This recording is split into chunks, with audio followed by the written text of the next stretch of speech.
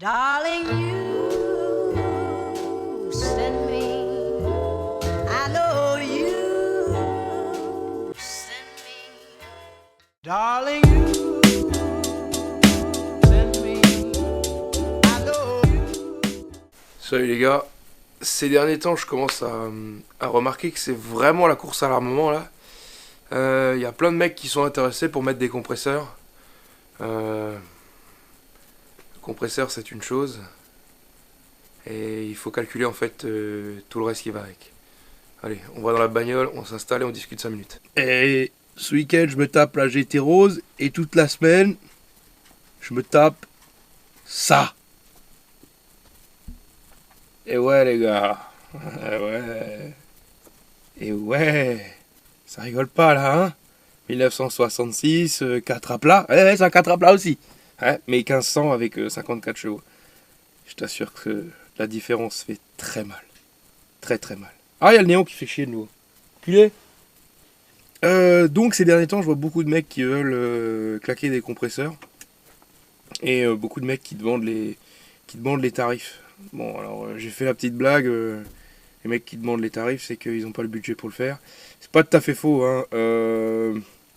En fait, je vois beaucoup de. Ah, j'ai vu chez machin, il y a le kit compresseur, il est que à 5500 €. Ouh là là, trop bien. 5500 € et ma voiture, elle a des chevaux. Non. Non, en fait, si vous partez du principe d'aller au moins cher, vous allez être vite dans la merde. Moi, je suis pas parti au moins cher, mais j'ai voulu, comme ça, juste rajouter des chevaux. Donc moi, j'ai déjà fait l'erreur. Hein, je viens pas me foutre de votre gueule, un petit peu quand même. Je viens expliquer qu'est-ce que j'ai fait comme erreur. Moi, j'avais un 4-back Agency Power qui était une vraie catastrophe.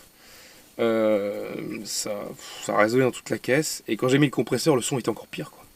Mais, alors je ferai une vidéo sur les échappements à un autre moment. Mais du coup, j'avais isolé toute la bagnole. Et puis, au final, je trouvais qu'elle ronronnait bien. J'avais peur de changer d'échappement. Bon, c'est tombé après, j'ai changé 15 fois d'échappement. Quand je suis tombé sur le compresseur Edelbrock, j'ai dit oh putain, j'ai vu les courbes avant-après sur une ligne d'échappement stock. J'ai dit waouh, oh là là, dis donc, je vais avoir des chevaux sur une ligne d'échappement stock. Bon, alors là, il y a des anciens qui sont venus et qui m'ont dit attention, un compresseur et un kata, ça fait pas bon ménage. Et moi, j'ai dit ouais, mais Edelbrock, ils garantissent 36 000 km la bagnole en cas de montage du compresseur, alors normalement, ça va quoi. Il y a un moustique qui se balade là, enculé. Tu rentres pas dans ma bagnole, trou du cul, je te pète ta... Pète ta gueule, moi. Ben voilà, tu vois que t'es mort. Bouffon, va. Et du coup, j'ai dit, ouais, vas-y, si garantie c'est Delbrock, ça tient, machin et tout. Donc j'ai voulu faire le manouche là. Et donc j'ai monté le compresseur sur la ligne stock, bien sûr. Et en fait, quand vous montez un compresseur, il faut pas juste prendre le prix du compresseur, il faut prendre tout ce qui va aller avec. C'est-à-dire, vous allez avoir la ligne d'échappement, donc collecteur. Alors ça va de 1002 à 2000 et plus si vous avez envie de mettre du titane. Il y a des overpipes, c'est 350 balles au bas mot. Il y a un front pipe si vous voulez vraiment un truc de qualité qui garde le son propre, genre le Fujitsubo double raisonné, c'est presque 600 boules. Et après, un bon 4-back, c'est au-delà de 1500 €. Hein, pas mettre de la merde, quoi. Un truc tu sais, qui résonne pas dans l'habitacle dégueulasse. Donc déjà, rien que pour la ligne d'échappement, là, faites le calcul, ça fait déjà un paquet. Donc on est presque déjà de nouveau au prix du compresseur que vous venez de foutre.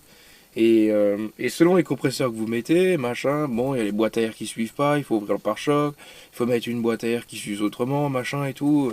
Les Delbrock, il était bien étudié parce qu'il y avait presque, enfin, il y a tout qui est fourni et il est vraiment plug and play au niveau de l'admission et tout le bordel, quoi. Donc ça, c'est vraiment top. Mais voilà, après, il y a d'autres petites choses qui vont se rajouter. Si vous avez une boîte auto, vous n'allez pas avoir de soucis particuliers. Sur la boîte manuelle, vous allez avoir l'embrayage qui va commencer à gueuler. Il va falloir changer l'embrayage avec le volant moteur, ou peut-être pas le volant moteur, je sais pas. Il va vous falloir également une bonne carto Equitech, qui est entre 850 et et 1200 balles si vous voulez le câble Ecutech avec ou pas. Donc voilà, ça va être une succession de choses. Il faut mettre des maneaux de température et de pression d'huile, comme je l'ai dit. Il faut mettre un radiateur d'huile. C'est faut changer de grade d'huile. Il faut ah putain, faut faire un tas de trucs. Vos prémacies de merde avec vos jantes d'origine, c'est même pas la peine. Avec plus de 300 chevaux, il y a rien qui va passer au sol. Ça va être une patinette, ça va être horrible. Donc voilà, c'est plein de petites choses qui se rajoutent. Un radiateur d'huile, un bon à 1000, 1002, 1003, culé. Et la ligne et tout le bordel. Ça va être des trucs sans fin. Après, par exemple, sur la boîte auto, bon, le pont, moi je voulais plus court. Mais quand on l'a ouvert, le pont, on a remarqué qu'il avait commencé à prendre dans la gueule. Donc voilà, et puis il y aura peut-être... et puis il y a le risque qu'un jour ou l'autre, il y ait les internes qui pètent aussi. Un moment ou un autre. Ça tient un moment. On sait qu'on arrive à péter les moteurs en atmo. Quand tu commences à souffler dedans, il peut y avoir des conneries. Et voilà, le FA20, il est quand même soumis à plein de conneries qu'on filmera quand on ouvrira le moteur. Par exemple, les ressorts de soupape qui sont pas du tout faits pour être soufflés dans la gueule. C'est un moteur atmosphérique, c'est pas fait pour ça. Ça a tenu 45 000 bornes chez moi, par chance. Mais voilà, bon, il y en a d'autres qui ont tenu, c'est les coups de bol. Après, je tire que quand elle est chaude et je fais quelques poules, mais je fais pas de circuit ou quelque chose comme ça. Ça reste un daily. Il y a beaucoup de bornes qui ont été mises en daily. Après, vraiment, le rouler comme un sac, c'est vraiment une fois qu'elle était chaude et que j'avais envie de me faire un peu plaisir. Il y avait assez de puissance pour se faire plaisir. Vraiment, c'était bien, quoi. Donc voilà. Quand vous venez avec vos 5500 euros, j'ai vu un compresseur chez Prout et Cacahuètes. Non, ça va être ça, plus autre chose, plus autre chose, plus autre chose, plus autre chose. Et ça va faire qu'augmenter la facture au fur et à mesure. Vous allez vous retrouver avec des surprises, ça va vous faire mal au cul, hein, sans déconner. Donc voilà, c'était pour clarifier cette histoire-là. Et que vous imaginiez pas que c'est juste ça. De mettre un compresseur et d'y aller. Wouh! Je suis trop ouf, putain, j'ai des cheveux, j'ai tout niqué, ouais. Non. Non, tu vas niquer ton portefeuille en fait. Gravement. Ça, y a aucun risque. Ça, je suis sûr que tu vas le baiser. Ça, celui-là, il va se faire niquer, y a pas de problème. Oh putain, la main d'œuvre! La main d'œuvre, les mecs! La main d'œuvre! J'ai oublié ça. Moi, je suis mécano, je le fais moi-même, j'en ai rien à foutre. Mais la main d'œuvre, les gars! Ah! C'est bien acheter un kit compresseur. Encore une fois, il faut encore le monter, quoi.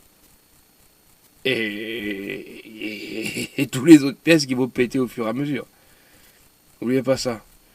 Et s'il vous plaît, arrêtez d'acheter des échappements de merde, de marque de merde. S'il vous plaît. S'il vous plaît, putain. Je vais faire la vidéo pour que vous arrêtiez le caca. Ça me saoule de voir des merdes. Des publications sur la page GT86 France. J'ai mis mon super collecteur machin. Je vais pas donner de nom. Sinon je vais énerver des gens. Bon, mon conseil final vraiment c'est si vous n'avez pas le portefeuille, si vous n'avez pas les arrières corrects, vous n'avez pas la finance vraiment, vous n'avez pas un bon matelas de pognon derrière vous, vous allez vous retrouver vite dans la merde, ou si vous pétez un truc ou quelque chose, si en plus c'est votre bagnole de tous les jours, vous allez vraiment vous retrouver dans une merde noire, quoi. Donc si vous avez les moyens, vous pouvez le faire, et voilà, et comme je le dis, vous ne demanderez pas sur la page GT86 France combien ça t'a coûté, ton kit, machin et tout ça. Il faut avoir... je suis désolé, il faut voir large, il faut voir 15-20 000 boules, comme pour une prépa turbo. Il faut voir très large. C'est pas juste le prix d'un compresseur, c'est tous les éléments derrière qui vont casser, qu'il faut changer, renforcer, remplacer. C'est très important de voir très large au niveau de la finance. Moi, j'avais vu très, très restreint, j'avais vu 6000, des brouettes pour le compresseur, 6009, un truc comme ça. Et 1200 euros pour carto, plus câble Ecutech, plus licence. J'avais vu que ça, et derrière, j'ai eu des frais, mais astronomique, quoi, entre les différentes lignes d'échappement et toutes les autres conneries, quoi. Donc vous pouvez être soumis avec d'autres trucs, avec les boîtes manuelles et tout ça. Faut vraiment être bien couvert financièrement parlant. avant de vous lancer dans un projet comme ça. Absolument. Donc voilà, je ferai une petite vidéo sur les échappements bientôt. Et voilà, j'espère que mon conseil pour compresser votre GT vous a plu. Allez, je vous laisse sur ce les gars, et à plus.